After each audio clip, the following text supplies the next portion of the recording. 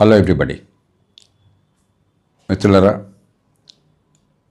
ఈవేళ మనం హైదరాబాద్ నగరాన్ని చూసినట్టయితే మనం గర్వపడే నగరం ఇది. గత 30 ఏళ్లుగా వివిధ ప్రభుత్వాలు, ఏ పార్టీ అయినా కూడా ఈ నగరం కోసం చాలా కృషి చేశారు.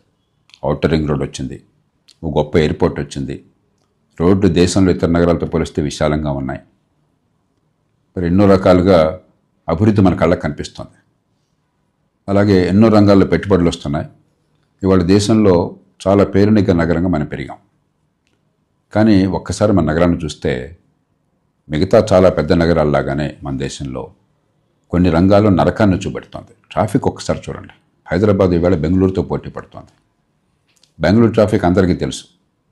30 ఏళ్ల క్రితం నేను బెంగళూరు తరచూ వెళ్ళేవాడిని. ఈ దేశంలో చాలా నగరాలకు వెళ్ళినట్టుగా ఒక రోజుకి 3-4 సమావేశాలు కానీ లేకపోతే ఈవెంట్స్ కానీ ఉండేవి. ఏ ఇబ్బంది ఉండేది కాదు.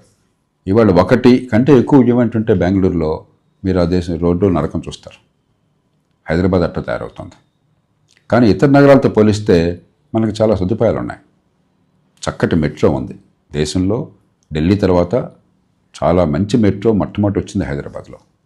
ఎంఎంటీఎస్ ఉన్నది, ఆర్టీసీ ఉన్నది, ఔటర్ రింగ్ రోడ్ ఉన్నది, మంచి రోడ్లు, విశాలమైన రోడ్లు ఉన్నాయి.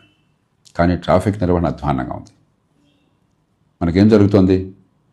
మెట్రో తీసుకోండి ఉదాహరణకి. 22,000 కోట్లు ఖర్చు పెట్టిన తర్వాత ఫ్రీక్వెన్సీ పెంచడానికి రద్దీ విపరీతంగా ఉంది. మెట్రో ఎప్పుడైనా చూడండి మీరు, జనం బాగా కిక్కిరిస్తున్నారు. ఫ్రీక్వెన్సీ పెంచాలి. అలాంటప్పుడు పెట్టుబడి చాలా ఎక్కువ పెట్టాం.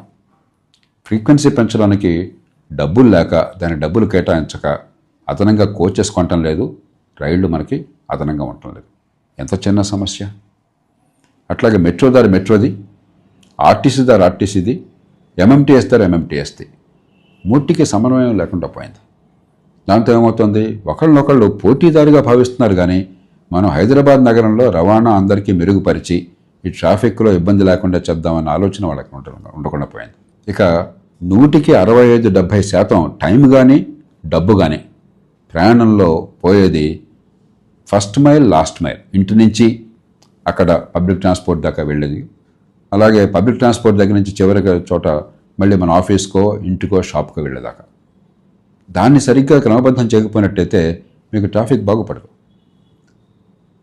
మన రోడ్లు ప్రతి ఒక్కళ్ళు కార్ల మీద ఆధారపడితే, స్కూటర్ మీద ఆధారపడితే, ఆటో మీద ఆధారపడితే, ట్యాక్సీ మీద ఆధారపడితే రోడ్లు ఉన్న కొద్దిగా నరకం అయిపోతున్నాయి. బతుకు ఎందుకురా అనిపిస్తుంది. ఎంత డబ్బు సంపాదించినా కూడా జీవన ప్రమాణాలు నాశనం అవుతున్నాయి. ఇక ట్రాఫిక్ రూల్స్ చూసినట్టయితే మన పొరపాటు ఉన్నది. ఇష్టం వచ్చినట్టుగా విశృంఖలంగా రెడ్ లైట్ ఉంటే ఎదురుగా వెళ్ళిపోతున్నాం మనం. ప్రాణాలు పోతున్నాయి. ఏడాదికి హైదరాబాదు చుట్టుపక్కల మనకి ఈ మహానగరం, విస్తరించిన మహానగరంలో దాదాపుగా 150-180 మంది చనిపోతున్నారు ప్రతి సంవత్సరం రోడ్ యాక్సిడెంట్లో. ఎంతోమంది మరి అవయవాలు కోల్పోతున్నారు. ఇవన్నీ చాలా తేలిగ్గా పరీక్షించగల సమస్యలు. పెద్దగా డబ్బు ఖర్చు పెట్టక్కర్లా. అందుకనే ఒక క్యాంపెయిన్ లాంచ్ చేస్తున్నాం అందరి సహకారంతో. ఇది మనందరి సమస్య, ముఖ్యంగా యువత సమస్య, నగరంలో పని ఉన్న ప్రతి ఒక్కళ్ళ సమస్య. మనం కోరేది పెద్ద పెద్ద గొంతెమ్మ కోరికలు కోరడం లేదు. ఒకటి, ఇంటిగ్రేటెడ్ అథారిటీ. లండన్ చూడండి, మరో దేశం చూడండి, మహానగరాల్లో ఒకే టికెట్తో రైలు కానీ, మెట్రో కానీ, బస్సు కానీ ప్రయాణం చేయొచ్చు. ఒకే అథారిటీ వాటిని మేనేజ్ చేస్తుంది. పూర్తిగా సమన్వయం ఉంటుంది అందరి మధ్య. రెండోది, లాస్ట్ మైల్ కనెక్టివిటీ. రైలు కానీ, బస్సు కానీ, మెట్రో కానీ దిగిన తర్వాత లేకపోతే ఎక్కే ముందు అది మనకు చాలా సమస్యగా ఉంటుంది. ఆ సమస్య నివారించడం కోసం చెప్పని మరి కారో లేకపోతే మనకి మోటార్ సైకిల్లో, స్కూటర్ అవసరం అవుతుంది. రద్దీ పెరుగుతుంది, ట్రాఫిక్లో నరకం అనిపిస్తున్నాం. కాబట్టి last mile connectivity, first mile connectivity. మూడోది, 1 పైసా ఖర్చు పెట్టక్కర్లే, ట్రాఫిక్ రూల్స్ని సరిగ్గా అమలు చేయటం, రోడ్లు ఎంక్రోచ్మెంట్లు తీసేయడం. ఇంతవరకు చేస్తే ఆ తర్వాత మన నగరంలో అదనంగా పెట్టుబడులు పెట్టచ్చు, మరుగు సదుపాయాలు బాగు చేయొచ్చు, ట్రాఫిక్ని మరింతగా బాగా అందంగా చేయొచ్చు. ఇది మన సమస్య.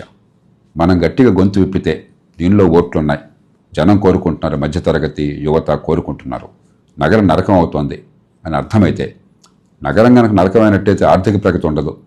కాబట్టి ఆర్థిక అభివృద్ధి కాబట్టి ఉద్యోగాల కల్పన ఉండదు. హైదరాబాద్ నగరంలో మీకు ప్రభుత్వానికి ఆదాయం ఉండదు.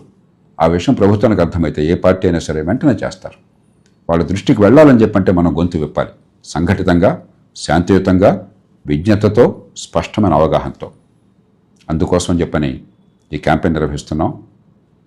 దయచేసి మీరంతా ముందుకు రండి, వాలంటీర్స్ అంతా కూడా.